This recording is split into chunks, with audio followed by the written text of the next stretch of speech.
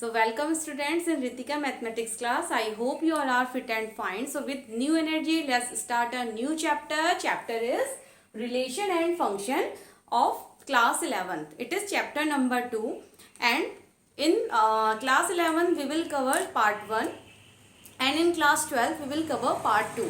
So and yes, one more thing is so many students will difficulty to understand the concept behind this chapter.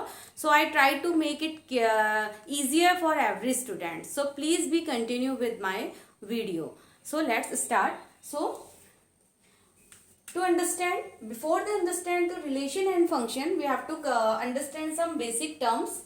So first is ordered pair. Ordered pair क्या होता है? So for this I am taking equation x square minus 6x plus 8. Let I am taking equation x square minus 6x plus 8. So x square minus 4x minus twice x plus 8. So taking x common we get x minus 4 minus 2 common we get x minus 4. So x minus 4 and x minus 2. That is, we can say x minus 4 equals to 0. There implies x equals to 4 and x minus 2 equals to 0. There implies x equals to 2. So we can say 4 comma 2 or 2 comma 4 are factors of this equation. We can say this. यहाँ पर हम 4 comma 2 या 2 comma 4 बोलें तो दोनों चीजें दोनों values equal है, यानी कि हम 4 कॉमा 2 को 2 कॉमा 4 बोल सकते हैं. बट अगर इसी को मैं एक कोऑर्डिनेट ज्योमेट्री में देखें, coordinate geometry, now order pair को सबसे पहले लिखा कैसे जाता है इसको देख लीजिए आप. अगर हम ऑर्डर पेयर को हमेशा कॉमा के अंदर, जैसे मैंने इसको ऑर्डर पेयर की फॉर्म में शो करना है तो कॉमास लगा के ब्रैकेट के अंदर इस तरीके से ऑर्डर पेयर को लिखा जाता है. And 4 comma 2 2 comma 4 like this. तो अगर हमने जनरल इक्वेशन यहाँ पर लिया था एक्स स्क्वायर माइनस इसके फैक्टर, अगर मैं यहाँ पर 4 कॉमा 2 और 2 कॉमा 4 लूँ तो दोनों वैल्यूज इक्वल है. बट इन कोऑर्डिनेट ज्योमेट्री अगर मैं इन दोनों वैल्यूज को एक ग्राफ की मैं अगर शो करना अगर हम चाहते हैं 4 comma 2 and 2 comma 4, so let's सी कि ग्राफ के अंदर इसकी वैल्यू किस तरीके से रहती है. It's 0 x axis, y axis, again 0 x axis and y axis.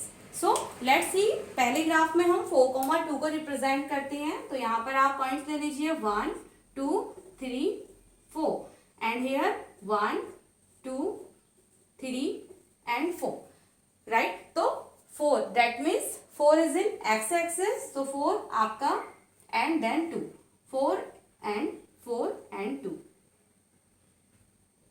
4 and 2. So this is the point 4 and 2. But here we will represent 2 comma 4. So 1 2 3 and 4, 1 2 3 and 4. Now 2 comma 4 को यहाँ पर रिप्रेजेंट करते हैं तो आप इजिली यू कैन सी कि दोनों points हमारे अलग अलग कोऑर्डिनेट्स पे देखने को मिलते हैं.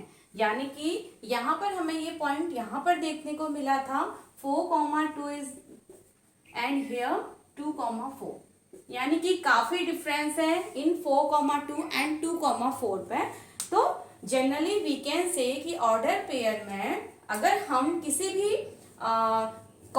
भी नंबर्स को अगर हम ऑर्डर पेयर की फॉर्म में लिखते हैं that is 4 comma 2, it does not equals to 2 comma 4, right. तो इसको हम क्या कहेंगे, यानी कि ये क्या है, unordered pair. This is unordered pair, unordered pair and this is ordered pair. तो यहाँ तक आपको क्लियर हुआ है. ऑर्डर पेयर में आपको किसी भी नंबर को अगर शो करना है तो आप उसको ब्रैकेट के अंदर जैसे 3 कॉमा 5 या order pair 6 comma 8, this is order pair, यानी कि आप ब्रैकेट में कॉमास की हेल्प से आप ऑर्डर पेयर को शो करते हैं. तो this is order pair. Now next topic is Cartesian product. Relation पे जाने से पहले हम इन टर्म्स को अच्छे से यहाँ पर क्लियर करते हुए आगे बढ़ेंगे. Now second is Cartesian product. Second point is Cartesian product.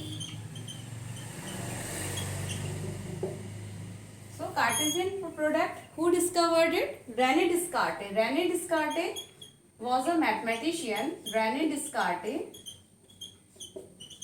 was a mathematician who discovered Cartesian product. अब इस प्रोडक्ट के अंदर क्या है, जैसे हम 3 into 4 को लेते हैं we get 12. जैसे हम दो स्केलर क्वांटिटी को लेते हैं उनका हम प्रोडक्ट कर सकते हैं. किसी भी एनी टू स्केलर क्वांटिटी का प्रोडक्ट किया जा सकता है. Any two scalar quantity, any two vector quantity,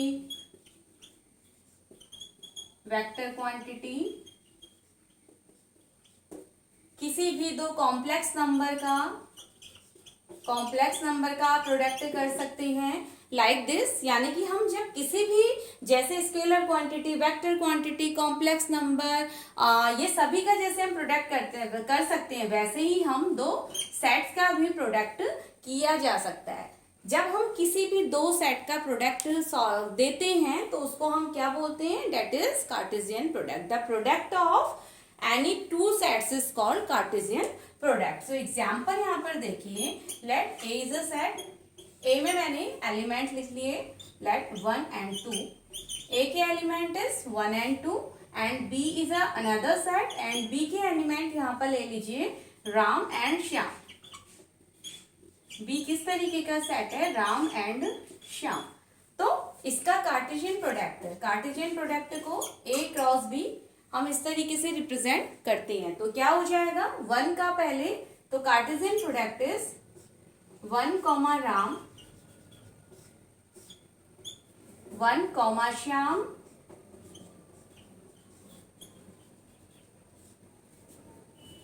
then 2, Ram